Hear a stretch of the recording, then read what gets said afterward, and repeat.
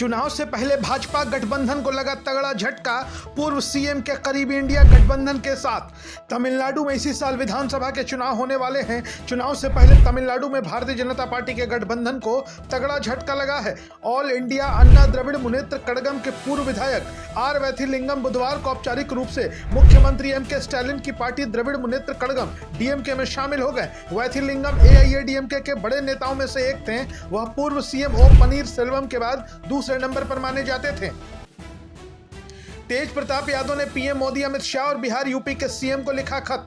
जनशक्ति जनता दल के राष्ट्रीय अध्यक्ष एवं बिहार सरकार के पूर्व मंत्री तेज प्रताप यादव ने एक बार फिर केंद्र और राज्य सरकारों पर दबाव बढ़ा दिया है। उन्होंने पीएम मोदी, गृह मंत्री अमित शाह, बिहार और यूपी के सीएम को अलग अलग खत लिखकर उत्तर प्रदेश के वाराणसी में, बिहार के रोहतास जिले के सासाराम की एक नाबालिग की हत्या की निष्पक्ष जांच की मांग की है। बता दें कि यह मामला लगभग 1 साल पुराना है, जहां संदिग्ध परिस्थितियों में रोहतास की बेटी स्नेहा कुशवाहा की मृत्यु हो गई थी। परिजन इसे रेप और हत्या का मामला बताते हैं।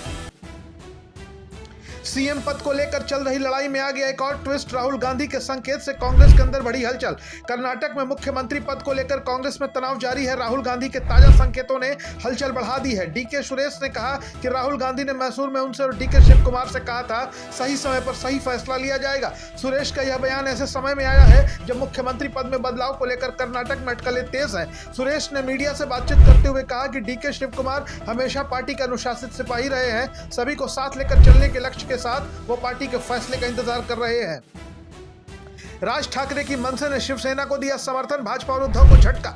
महाराष्ट्र की राजनीति में धुर विरोधी मानी जाने वाली राज ठाकरे की महाराष्ट्र नवनिर्माण सेना ने उप मुख्यमंत्री एकनाथ शिंदे के नेतृत्व वाली शिवसेना को अपना समर्थन दे दिया है।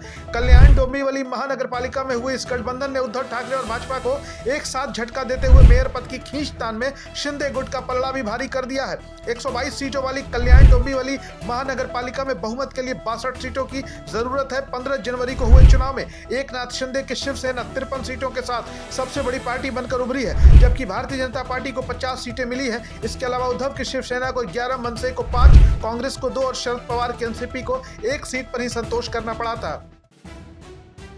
मोदी के मंत्री ने कम्युनिस्ट मुख्यमंत्री से एनडीए में शामिल होने का आग्रह किया। केरल के कन्नूर में एक प्रेस कॉन्फ्रेंस को संबोधित करते हुए मोदी सरकार में मंत्री रामदास अठावले ने कहा कि मैं सीपीएम नेता और लंबे समय तक केरल के मुख्यमंत्री रहे पी विजयन से अपील करता हूं कि वो एनडीए में शामिल हो जाए। यह एक क्रांतिकारी फैसला होगा। अगर वो एनडीए में शामिल होते हैं तो केरल को और ज्यादा फंड मिलेगा। राजस्थान में कांग्रेस विधायक ने ज्ञापन फाड़कर एसडीएम के मुंह पर फेंका। जोधपुर में मनरेगा मुद्दे पर कांग्रेस प्रदर्शन के दौरान विधायक अभिमन्यु पुनिया ने कलेक्टर ज्ञापन न लेने पर गुस्से में पन्ने फाड़कर एसडीएम की ओर फेंक दिया। इस घटना से कलेक्ट्रेट परिसर में तनाव बढ़ गया और प्रशासन कांग्रेस के बीच विवाद उभर कर सामने आ गया। विधायक ने कहा कि प्रशासन आम जनता की समस्या को नजरअंदाज कर रहा है। अगर श्रमिकों के हक नहीं मिलेंगे तो आंदोलन को और तेज किया जाएगा।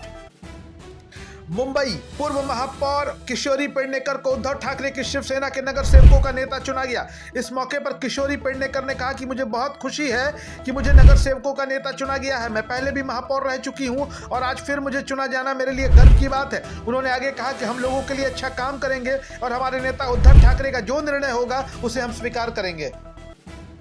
रुपए में गिरावट का सिलसिला थमने का नाम नहीं ले रहा है। आज रुपया 91 रुपए 73 पैसे का ऑल टाइम लो पर आ गया। आज रुपया डॉलर के मुकाबले 76 पैसे की बड़ी गिरावट के साथ बंद हुआ, जो अब तक का उसका सबसे निचला स्तर है। वैश्विक बाजारों में बढ़ती अनिश्चितता, रिस्क ऑफ सेंटिमेंट और लगातार विदेशी निवेशकों की बिकवाली के कारण रुपए पर भारी दबाव बन रहा है। नकली नोट मामले में बीजेपी का पूर्व प्रवक्ता गिरफ्तार। बिहार के समस्तीपुर में हरियाणा बिहार एसटीएफ की टीम ने कार्रवाई की है।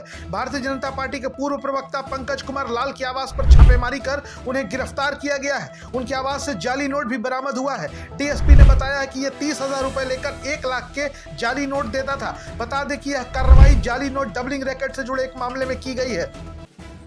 मुफ्त की रेवड़ियों पर सुप्रीम कोर्ट की अहम टिप्पणी, कहा गंभीर विचार की जरूरत। चुनाव के समय में राजनीतिक दलों द्वारा मतदाताओं को मुफ्त की योजनाओं दिए जाने से मामले को लेकर मुख्य न्यायाधीश सूर्यकांत ने कहा कि बहुत ही महत्वपूर्ण मामला है। सुप्रीम कोर्ट ने कहा कि एक ऐसा मुद्दा है जिस पर गंभीर विचार की जरूरत है। दरअसल बुधवार को सुप्रीम कोर्ट में फ्रीबीज पर सुनवाई के दौरान याचिकाकर्ता अश्विनी उपाध्याय ने काफी समय से लंबित इस मामले की जल्द सुनवाई करने की मांग की थी। याचिकाकर्ता ने अदालत का ध्यान देश पर बढ़ते कर्ज की ओर दिलाते हुए कहा कि वर्तमान में भारत पर लगभग 250 लाख करोड़ का कर्ज हो चुका है।